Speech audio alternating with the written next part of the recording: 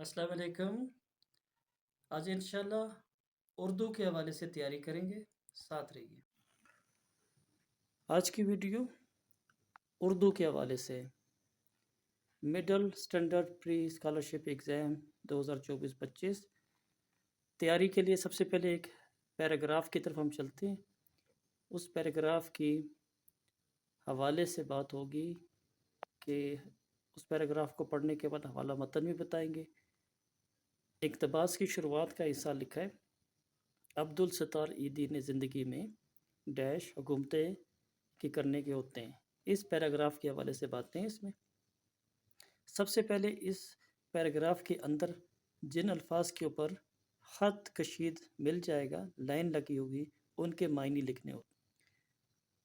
जैसे पहला लफ्ज़ नज़र आ रहा है कामरानियाँ, कामयाबियाँ हैं, सर आंखों पे बिठाना, इज़्ज़त देना, एहतराम देना, वाजिबी, आम सी, मुनासिब, दरवेश, सिफ्त, नेक, कनात पसंद, तन तना अकेला। ये तो पहले सबसे पहले इन ख़त कशीद अल्फाज के मायने लिखने हैं। सबसे पहला काम आपके पास ये होना चाहिए। कोई भी पैराग्राफ मिले, उस पैराग्राफ को बगौर पढ़ें, उसके बाद ख़त कशीद अल्फाज को देखें और उसके बाद उसके मायने लिख दें।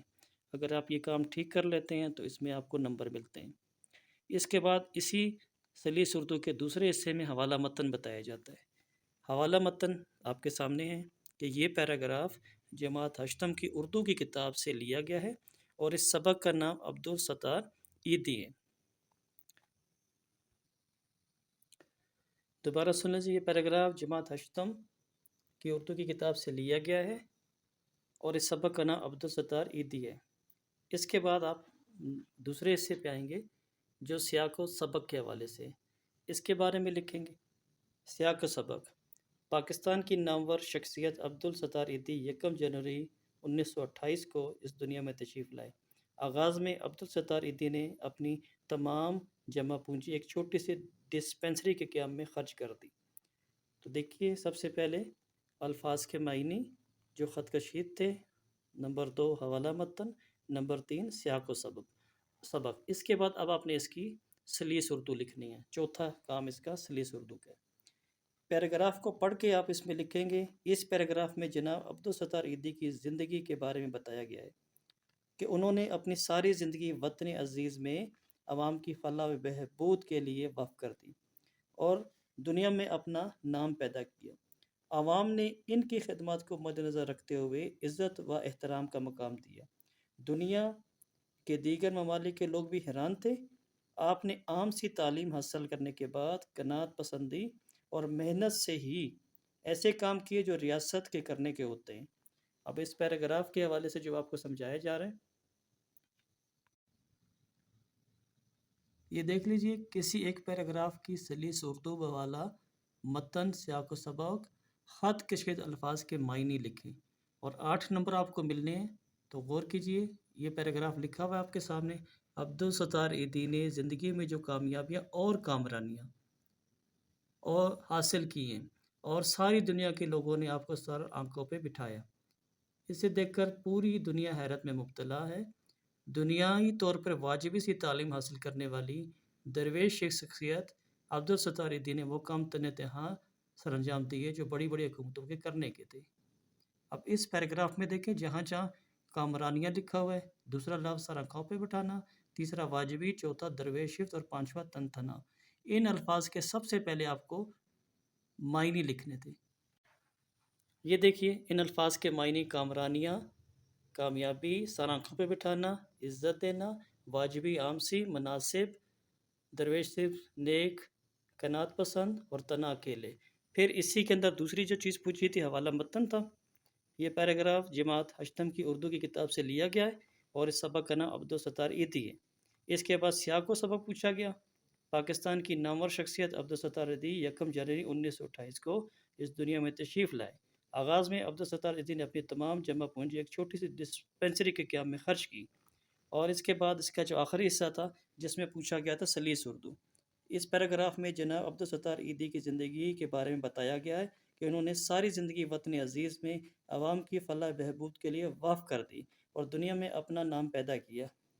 عوام نے ان کی خدمات کو مد نظر رکھتے ہوئے عزت و احترام کا مقام دیا۔ دنیا کے دیگر ممالک کے لوگ بھی حیران تھے۔ آپ نے عام سی تعلیم حاصل کرنے کے بعد قناعت پسندی اور محنت سے خود ہی ایسے کام کیے جو ریاست کے کرنے کے ہوتے ہیں۔ تو اس طریقے سے بچے چاروں چیزیں پیراگراف کو حل کرنے کے لیے یاد رکھیں: خط کشید الفاظ کے معنی، حوالہ متن، سیاق و سبق اور سلیس اردو۔ اگر یہ سارے کام آپ پورے کرتے ہیں پھر آپ کو یہاں 8 نمبر ملتے ہیں۔ اگر آپ ان میں سے کوئی چیزیں کم لکھتے ہیں یا نہیں لکھتے ہیں تو اس حساب سے پھر آپ کے نمبر بھی 8 میں سے کم ہو جائیں گے۔ اس کو خصوصی طور پہ آپ کو دکھانے کا مقصد یہ ہے کہ آپ نے ان چاروں کاموں کو توجہ سے حل کرنا ہے اور تیزی نہیں کرنی۔ آپ نے صحیح لکھنا ہے اور نقطے بھی صحیح لگانے ہیں، چیزیں بھی صحیح لکھنی ہیں، الفاظ کے معنی بھی صحیح لکھنے ہیں اور ٹھیک لکھنا ہے کہ آپ کو پورے کے پورے نمبر مل سکیں۔ اب یہ دیکھیے اس حصے میں مندرجہ ذیل سوالات کے جوابات تحریر کرنے کوئی سے 4 اور نمبر آپ کے پاس 8 ہے۔ تو آپ ان سوالات میں سے جیسے پولیس افسر بلال سلیری نے شجاع کو کیا نصیحت کی، پہلا سوال ہے۔ دوسرا سوال ہے نوجوانوں میں کس قسم کے رجحانات بڑھ رہے ہیں۔ تو ہم پہلے سوال کو دیکھ لیتے ہیں، پولیس افسر بلال سلیری نے شجاع کو کیا نصیحت کی۔ جواب دیکھ لیجئے۔ پہلے سوال کا جواب کہ کبھی بھی اپنی ذاتی معلومات سوشل میڈیا پر کسی اجنبی کو مت بتائیں اور سوشل میڈیا کا استعمال نہایت احتیاط سے کریں۔ یہ سوال نمبر 1 کا جواب ہے۔ دوسرا سوال ہے نوجوانوں میں کس قسم کا رجحان بڑھ رہا ہے۔ جواب آپ کے سامنے ہے، نوجوانوں میں سگریٹ نوشی کا رجحان بڑھ رہا ہے۔ ملکی دفاع کے حوالے سے ڈاکٹر عبدالقدیر خان کی خدمات لکھیں۔ جواب میں دیکھتے لیجئے، ڈاکٹر عبدالقدیر خان نے ایٹم بم بنا کر پاکستان کو ایٹمی طاقت حاصل کرنے میں مدد فراہم کی۔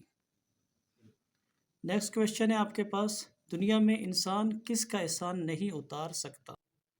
جواب ہے دنیا میں انسان اپنے والدین کا احسان نہیں اتار سکتا۔ عبدالستار ایدھی کو کن کن اعزازات سے نوازا گیا۔ عبدالستار ایدھی کو رامون ماگیسے ایوارڈ، لینن انعام اور حکومت پاکستان کی طرف سے نشان امتیاز عطا کیا گیا۔ اسی سوال بے میں دیکھ لیجئے، درج ذیل الفاظ کو جملوں میں استعمال کریں کوئی سے 5۔ اس کے 5 نمبر ہیں۔ پہلا لکھا ہے لفظ سوگوار، دوسرا شامت آنا، نامور، مشہور، نذیر اور آگے آپ کے پاس ہے نجات ملنا۔ جملوں کے مطابق نامور، آپ اپنے طرف سے جملے بنا سکتے ہیں، جیسے ایک بنا ہوا ہے وہ ایک نامور کھلاڑی ہے، آپ اس میں کسی بھی کھلاڑی کا نام لکھ سکتے ہیں۔ جہانگیر خان اسکواش کا نامور کھلاڑی ہے۔ دوسرا ہے نظیر، ڈاکٹر عبدالقدیر خان کسی شخصیت کی نظیر ملنا بہت مشکل ہے۔ شامت آنا، میری شامت آئی جو میں نے ایک پولیس والے سے راستہ پوچھ لیا۔ آگے آپ کے پاس سوگوار، قائد اعظم کے انتقال پر پوری قوم، پاکستانی قوم سوگوار تھی۔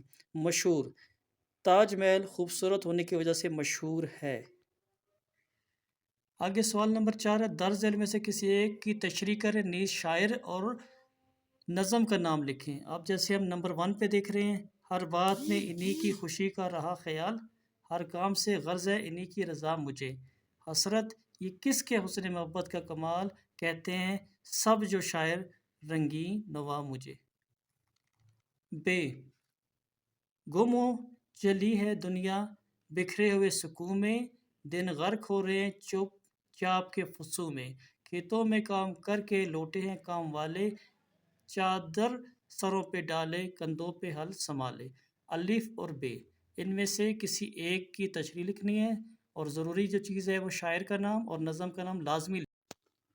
مندرجہ ذیل میں سے کسی ایک کی تشریح کریں، نیز شاعر اور نظم کا نام لکھیں۔ اب شعر نمبر 1 لکھا ہوا ہے لیکن اس کا تعلق بے حصے سے، گم ہو چلی ہے دنیا بکھرے ہوئے سکوں میں، دن غرق ہو رہے ہیں چپ چاپ کے فسوں میں۔ حوالہ متن، نظم کا نام شام رنگین اور شاعر کا نام حفیظ جلندری۔ تشریح، اس شعر میں شاعر کہہ رہا ہے کہ جوں جوں کر شام گہری ہو رہی ہے ویسے ویسے لوگوں پرسکون ماحول میں کھو رہے ہیں اور ہر طرف خاموشی کا ڈیر ہے۔ اسی بے کا دوسرا حصہ موجود ہے، شعر نمبر 2 اس کا، لیکن ہے بے کا ہی پارٹ۔ کھیتوں میں کام کر کے لوٹے ہیں کام والے، چادر سروں پہ ڈالے کندھوں پہ ہل سنبھالے۔ حوالہ متن نظم کا نام شام رنگین اور شاعر کا نام حفیظ جالندری۔ اسی طرح تشریح میں دیکھیں، اس شعر میں شاعر کہہ رہا ہے کہ شام ہوتے ہی تھکے ہارے کسان بھی کندھوں پہ چادر ڈالے کھیتوں سے واپس اپنے گھروں کی طرف آ رہے ہیں۔ اب آپ کے سامنے ایک موجود ہے کسی ایک نظم کا مرکزی خیال تحریر کریں، یہ بھی 5 نمبر کا ہے۔ جواب آپ کے پاس موجود ہے شام رنگین۔ اس نظم کا مرکزی خیال شام کا وقت ہے۔ حفیظ جالندری نے اس نظم میں شام کے وقت کی خوبصورت منظر کشی کی ہے۔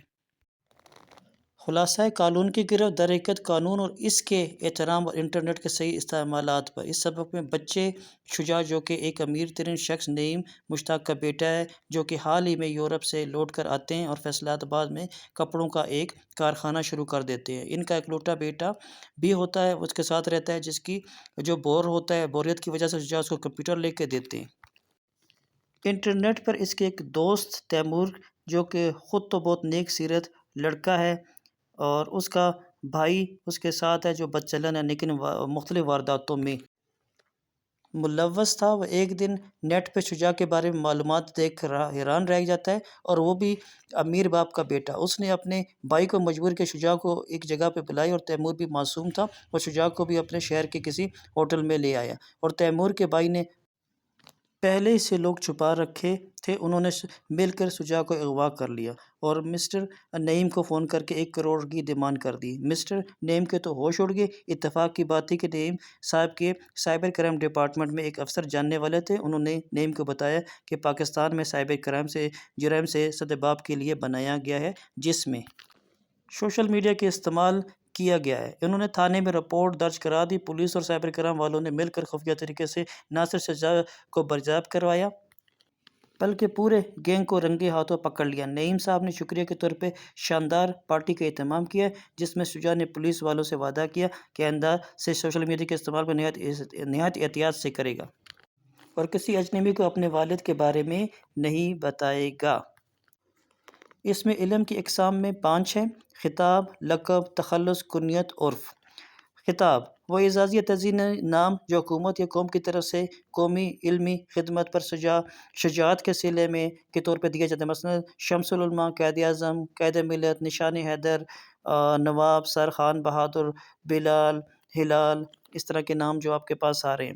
اور لقب و وصفی نام ہے جو کسی صفت یا خوبی کی وجہ سے لوگوں میں مشہور ہو جاتا ہے، جیسے حضرت ابراہیم خلیل اللہ، شاعر مشرق وغیرہ۔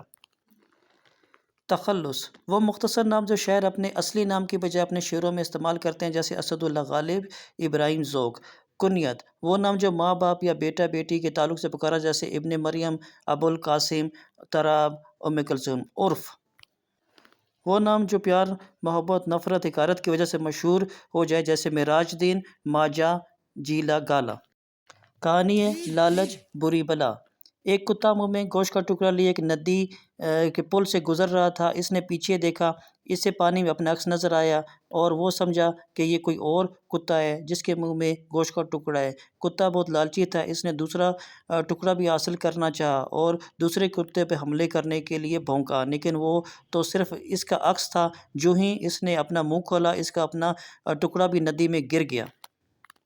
اب اس کے پاس کچھ نہ بچا۔ سچ ہے لالچ بری بلا ہے۔ انچارج ڈاکخانہ کے نام خط لکھ کر اپنے گمشدہ پارسل کے بابت پوچھے۔